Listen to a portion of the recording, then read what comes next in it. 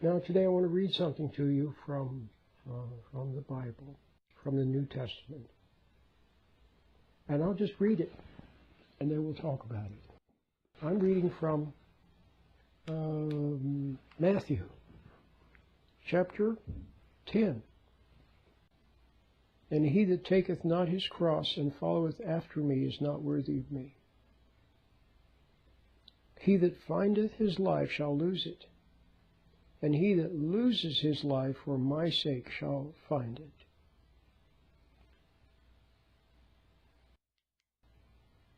Jesus said, he that findeth his life shall lose it, and he that loses his life for my sake shall find it. That's a very beautiful verse, and it has a lot of meaning in it.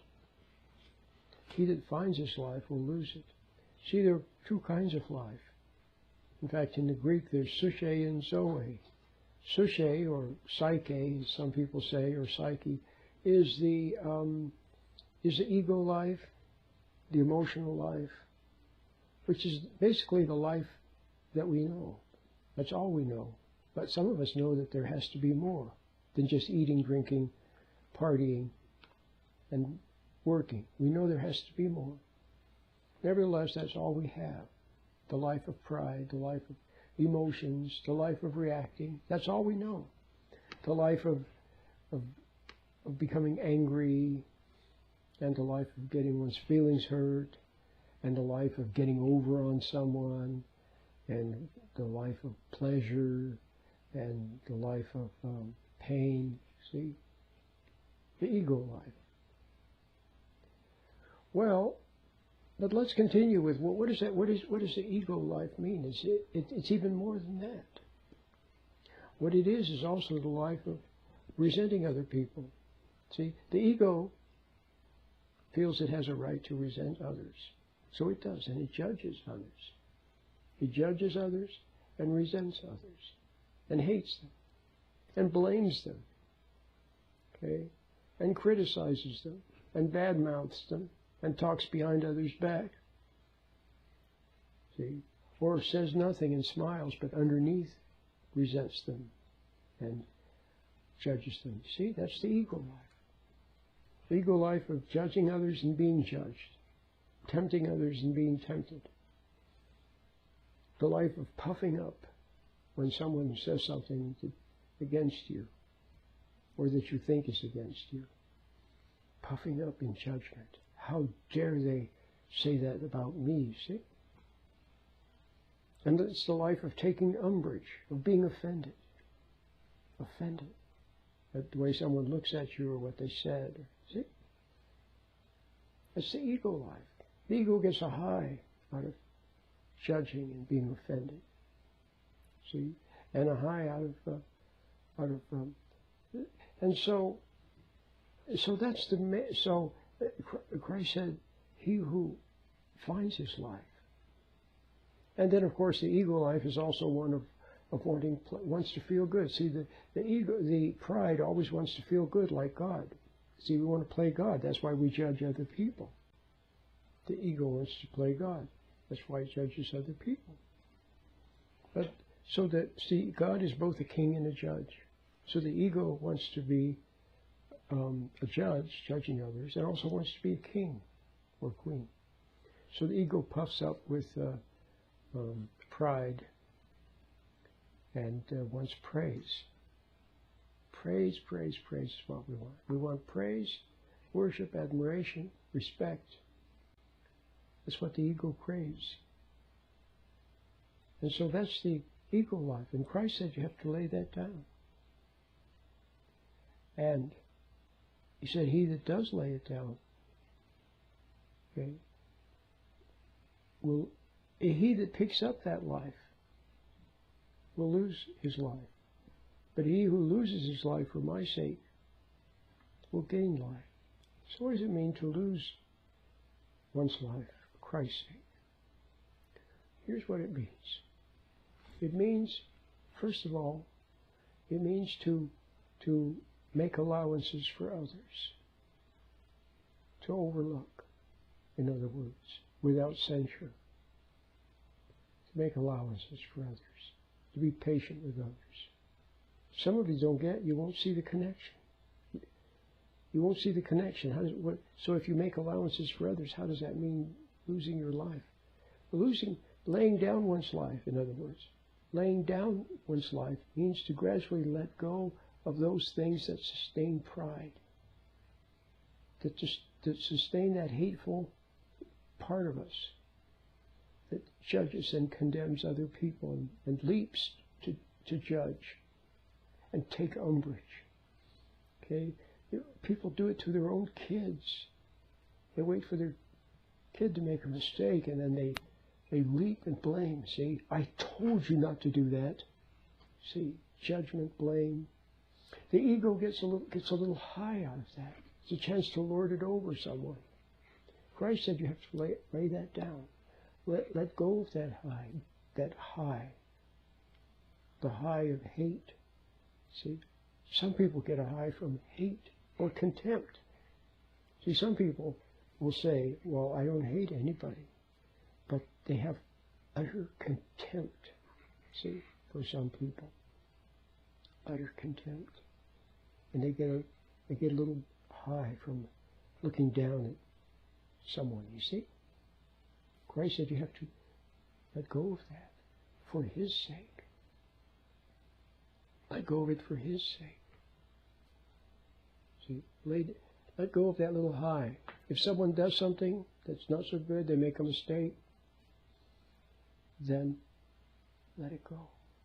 Maybe you see the resentment rising. See? Watch it. Stand back. Watch it. See? Let it pass. It's like someone said so cleverly, someone said it's kind of like there's a box of chocolates. Okay, and you shouldn't be eating more chocolate. When you pass by the box, you get a whiff of that smell. Okay? But be careful, because if you indulge, if you take that in and give in to it and then indulge the chocolate, you see what I mean? So you're better off just there's the smell of chocolate, but just pass by. Let it go. So there's resentment. There's a chance for you to resent someone. Let it go. That's laying down the ego life. See? Your ego will feel stricken, your pride, because your pride lives on that. It lives on anger. It lives on rage. It lives on judgment. It lives on resentment. It lives on contempt. See? And getting high. That's what it lives on. So let those go and let your ego melt away. Okay? Like the wicked witch in The Wizard of Oz, melt away. See? Or like the Wizard of Oz. Remember in the movie Dorothy in the Wizard of Oz? Remember at a certain point the Wizard of Oz was behind the curtain pulling all the levers, and you heard this big booming voice. I am the wizard, the great Wizard of Oz. And then the little dog Toto ran and grabbed the curtain and pulled it back, and then you saw this little old man in there operating these with a microphone and loudspeaker and everything. And then when he was exposed, well, the game was up. Now you saw him for what he really was. He wasn't this great something. So let yourself be exposed. Okay? Don't try to defend yourself.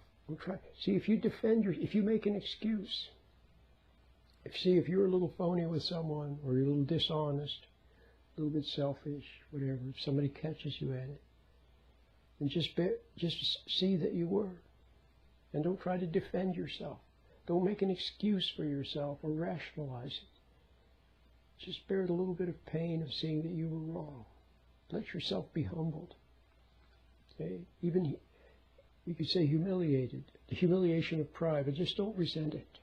That's the secret. Don't resent it.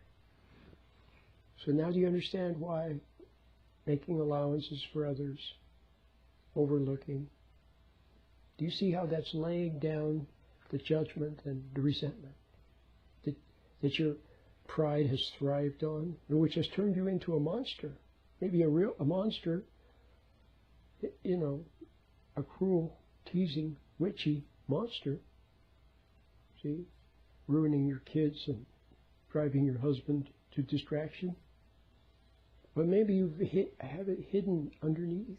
So on the surface, you smile and you see, and you go overboard being extra nice and doing for people to cover up this hateful side of yourself. So begin to let it diminish by letting go of opportunity. Look for opportunities to forgive, for opportunities to overlook. Instead of looking for opportunities to judge someone, look for opportunities to let it go. That's laying down your life for Christ's sake. What does that mean? See, laying down the ego life of pride. Well, we talked about what that is. But now, for His sake. In other words, let go of these things because now you see what they mean in terms of pride. And not because you want to look good, or not because you're trying to prove something, not for any purpose other than the sheer desire to be a better person and to not be a phony and a hateful, resentful, sneaky person anymore. Just you're sick and tired of being sick and tired, and you just don't want that anymore. You don't want to hate anymore. You don't want to resent anymore. You don't want to judge anymore. Okay? Now, what some people do is they try to hide. They pull into a shell. They hide from people. See, because they don't know how to be around people without judging them.